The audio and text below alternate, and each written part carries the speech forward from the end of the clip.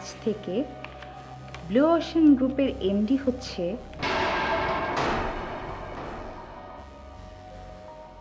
নাহিন নিগার চান্দা।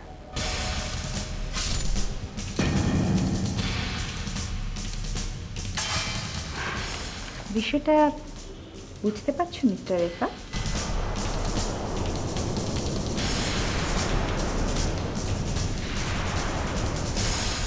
বারবার আমি তোমাকে বলেছিলাম রেফাত, কিন্তু তুমি আমার পরামর্শ কিছুতেই শুনলে না। তুমি যেহেতু পারলে না তাই বাধ্য হয়ে আমি।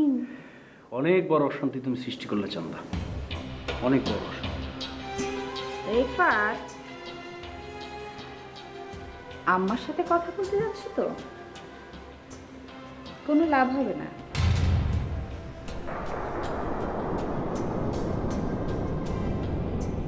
গুলি একবার বন্দুক থেকে বেরিয়ে গেলে সেটাকে আর ফেরানো যায় না। এটা তুমি ঠিকই বলেছো চান্দা, গুলি একবার বেরিয়ে গেলে তার ফিরিয়ে আনা যায় না। তবে ওটা কিন্তু গুলি না, একটা কাগজে রেব আফসানার একটা সই।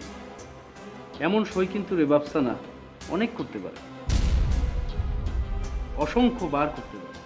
হ্যাঁ, হতে পারে, চেষ্টা করে দেখো।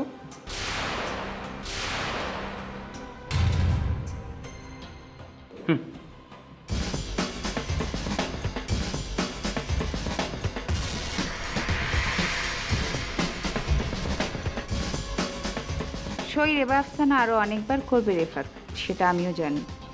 এই চিঠি অর্থহীন হয়ে যাবে সেটাও আমি জানি, কিন্তু আমার হিসাবটা তোমরা কেউ বুঝবে না, কেউ না, এমনকি রেবা আফসানাও না।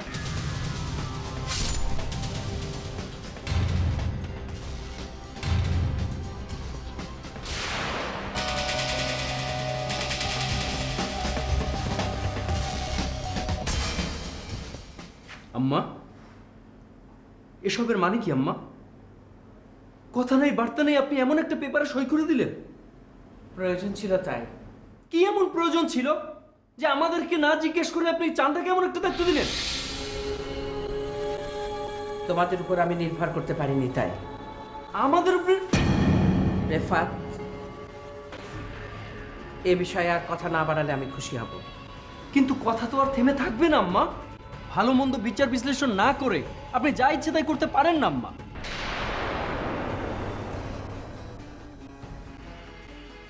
তুমি ভুলে যাচ্ছ রেফাত, তুমি তোমার মায়ের সাথে কথা বলছো। না, আমি সেটা ভুলে যাইনি, বরং ভুলে গেছেন আপনি।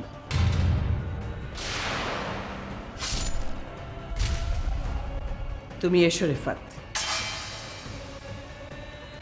এই বিষয়টা নিয়ে যেন এ বাড়িতে আর কোনো কথা না হয়।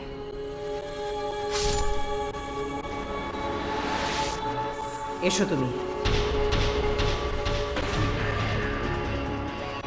আম্মা, আপনি হয়তো বুঝতে পারছেন না আম্মা, অনেক বড় এক অশান্তির জন্ম দিচ্ছেন আপনি, বিশেষ করে আমার জীবনে। কি বলতে চাইছো তুমি? চান্দা, আমি জানি আম্মা, ওকে আমি যতই বোঝাই না কেন ও বুঝবে না। আপনার এই চিঠিটা ওর আর আমার মাঝখানে ভাঙনের জন্ম দেবে।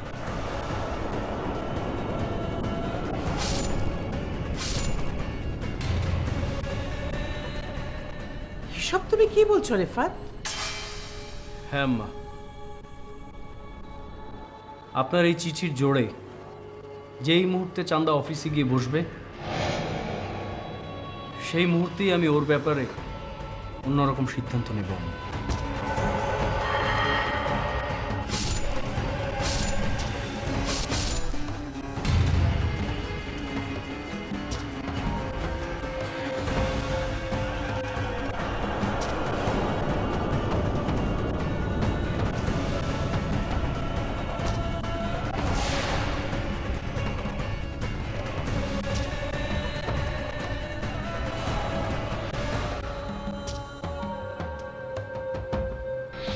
আপনি হয়তো বুঝতে পারছেন না আম্মা, অনেক বড় এক অশান্তির জন্ম দিচ্ছেন আপনি।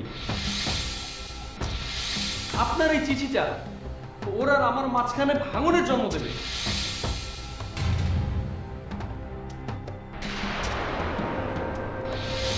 আপনার এই চিঠির জোরে যেই মুহূর্তে চান্দা অফিসে গিয়ে বসবে সেই মুহূর্তেই আমি ওর ব্যাপারে অন্যরকম সিদ্ধান্ত নেব।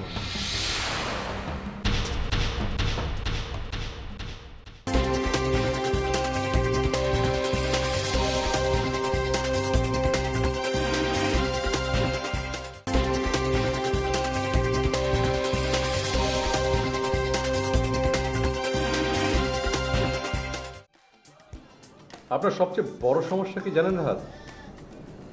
আপনি শত্রু মিত্র কোনোটাই চিনতে পারেন না, যেটা একজন মানুষের জন্য খুবই জরুরি, আর বিশেষ করে আপনার মতো মানুষদের।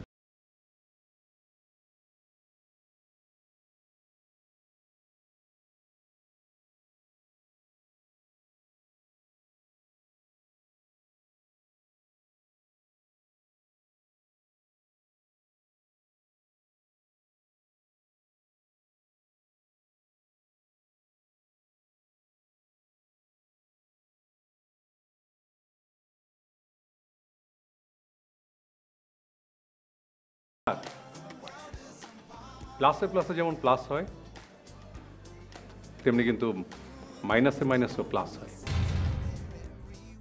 আপনার সাথে আমার রিলেশনটা হচ্ছে এই ফর্মুলার।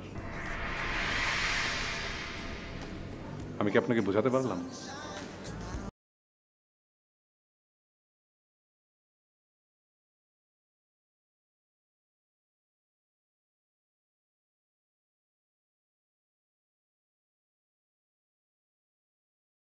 আপনি আবার মুক্ত করে আনলেন। খুবই সরল। আপনার সাথে আমার যেমন ব্যবসা আছে, তেমনি বিশাখার সাথেও আছে। বুঝলাম না।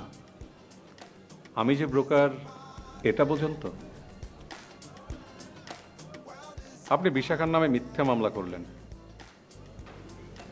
বিশাখা রাগে ক্ষোভে আপনাদের সাথে পারিবারিক সম্পর্ক ছিন্ন করল। এতে কার লাভ হলো?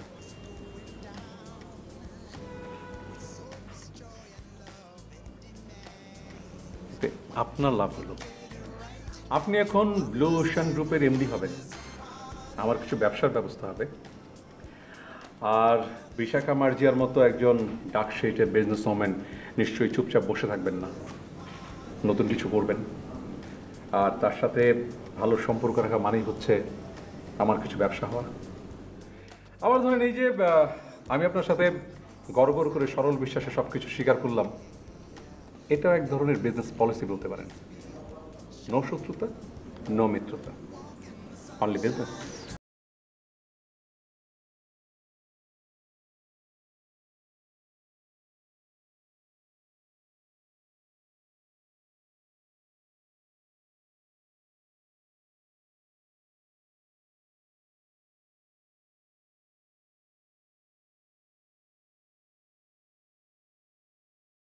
কিন্তু ইরফান আপনার এত বড় একটা ক্ষতি করতে পারলো?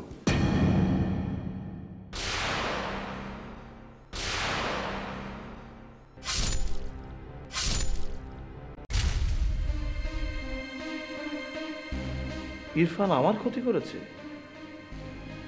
কি ক্ষতি? কি হলো রুবাই? কথা বলছেন না যে? আসলে বুঝতে পারছি না আমি কি বলবো। কথাটা কি আপনি শোনেননি? কোন কথা? থাক, আপনি শোনেননি যখন, সে কথাটা বলতে চাই না। বিষয়টা কি বলুন তো রুবায়েত। খুবই দুঃখজনক বিষয়টা। আপনার স্ত্রী নীলা, সে তো আপনাকে ডিভোর্স করেছে।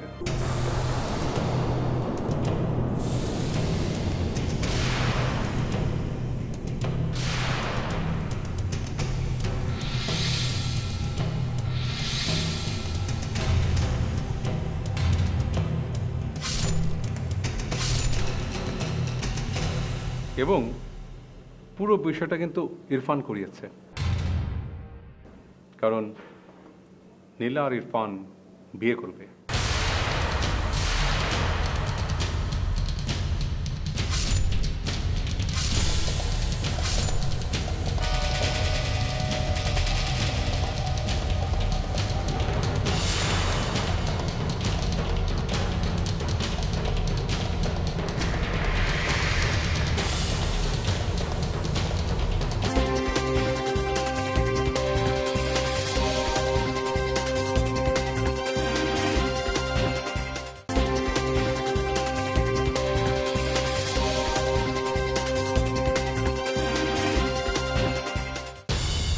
ঠিক আছে, আমি বিষয়টা দেখছি।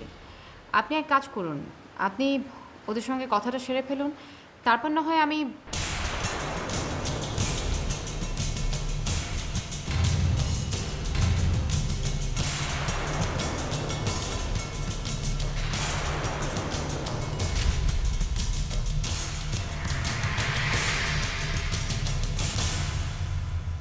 আচ্ছা ঠিক আছে, আমি আপনার সঙ্গে পরে আবার কথা বলছি, কেমন? ওকে, বাই। আসবো আপনি? এসো।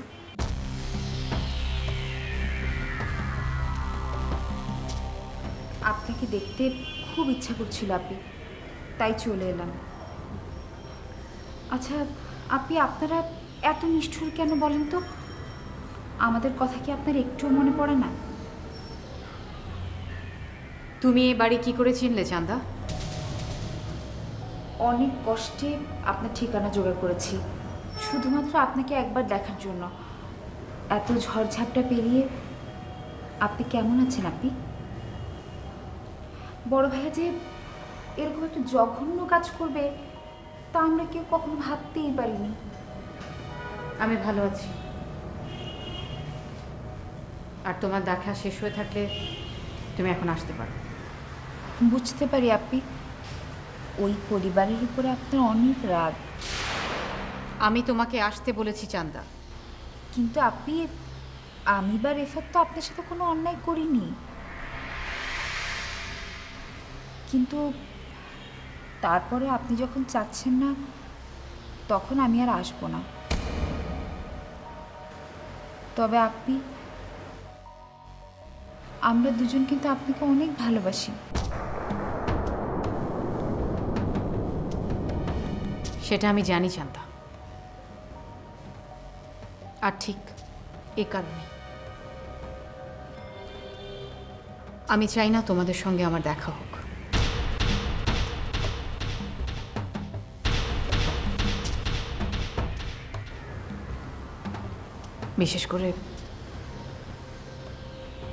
বিশেষ করে রেফাতের সঙ্গে।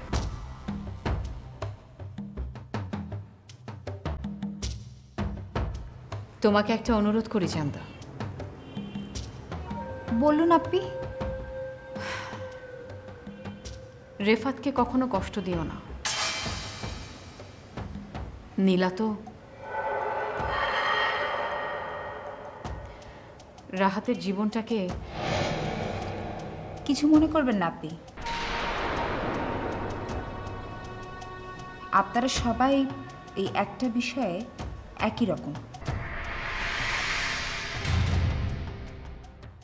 দোষ করেন আপনারা আর বদনাম হয় পরের মেয়েদের। এই যে আমার বিষয়টাই দেখেন না, বাড়ির সবাই করলো ঝামেলা, রেফাত, বড় ভাইয়া, টুটুল ভাই, আর আম্মা কিনা সেই ঝামেলার কারণে সবাইকে বাদ দিয়ে আমাকেই দায়িত্বটা দিয়ে দিলেন। অথচ রেফাত তো এটা নিয়ে আমার উপর মহা খেপা। আমি নাকি আম্মাকে নয় ছয় বুঝিয়ে।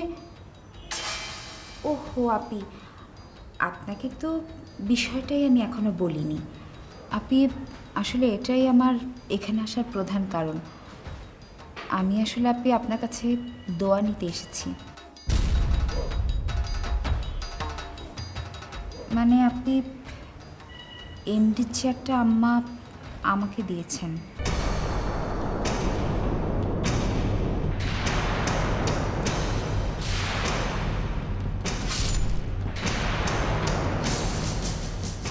যেহেতু আপনি ওই চেয়ারটাতে অনেক দিন বসেছেন, তাই ওই চেয়ারটাতে বসার আগে আমি আপনার দোয়া নিতে এসেছি। আপনি আমার জন্য দোয়া করবেন। আমার খুব ভালো লাগছে চান্দা, তুমি একেবারে ও বাড়ির যোগ্য বউ হয়ে উঠেছ। আপনি কথাটা কি আপনি আমার পক্ষে বললেন নাকি বিপক্ষে?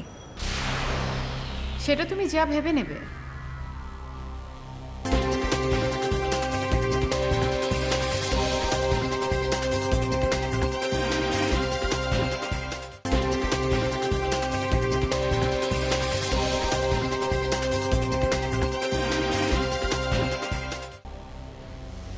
নীলা বোকা, তাই ছিটকে পড়ে গেল এই পরিবার থেকে। তাহলে কি আপনিও বোকা?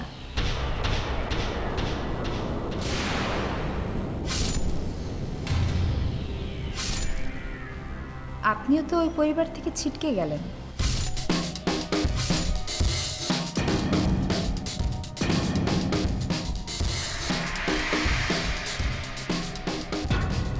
আপনাকে একটা কথা জিজ্ঞেস করি আপনি কি আর কখনোই ওই পরিবারে ফিরে যাবেন না? অবশ্য আপনার না ফেরাই উচিত। যে অপমানটা আপনাকে করা হলো, এই যে আমাকে এমডির পদে বসানো হলো, এটাও তো আপনার জন্য এক প্রকারের অপমান, তাই না আপনি? আর আম্মা এটা জেনে বুঝেই করেছেন। আসি আপনি। চান্দা, কিছু বলবেন আপনি?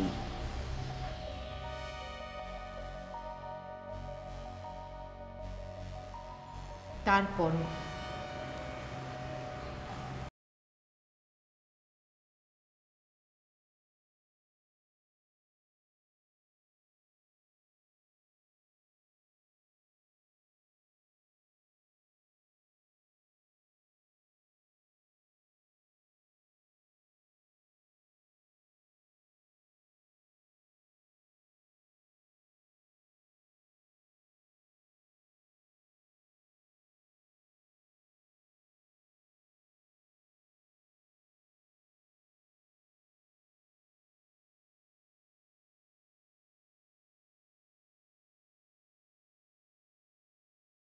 মামা আমাকে যা বলেছে তাতে করে আমার আমার 1 মিনিটও দেরি করা সম্ভব না।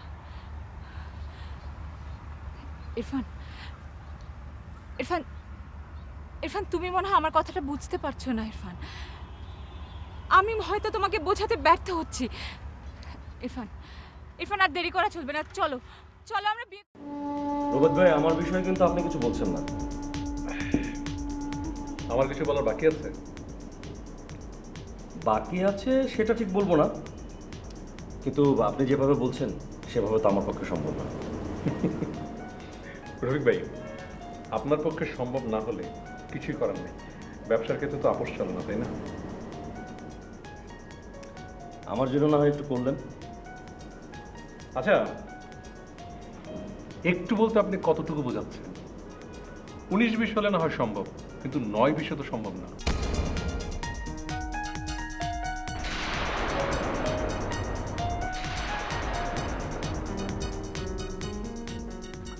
বুঝতে পেরেছি, আর একটু বাড়াতে হবে, তাই তো? রোবত ভাই, আসুন আমরা নতুন করে দাম ঠিক করি।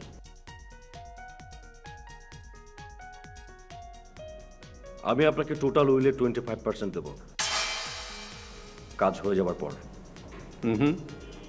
50%, এবং কাজটা হবার আগে।